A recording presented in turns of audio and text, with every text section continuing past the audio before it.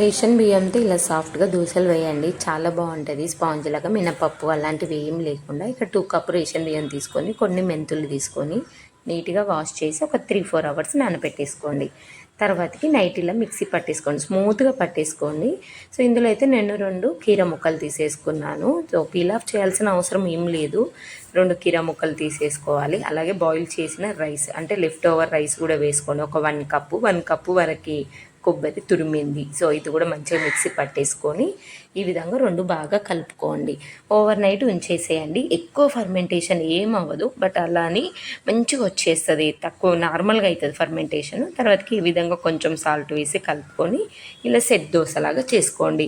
మనం ఇందులో మినపప్పు వేయలేదు, ఈనో బేకింగ్ సోడా ఏం వేయలేదు, చక్కగా సెట్ దోశ వస్తుంది అండ్ టేస్ట్ కూడా బాగుంటుంది. పప్పులతోటి చట్నీ చేశాను, ఇది నేను నెక్స్ట్ ఆఫ్టర్నూన్ అలా షేక్ చేస్తాను. 2 కాంబినేషన్ అయితే చాలా చాలా బాగుంటాయి.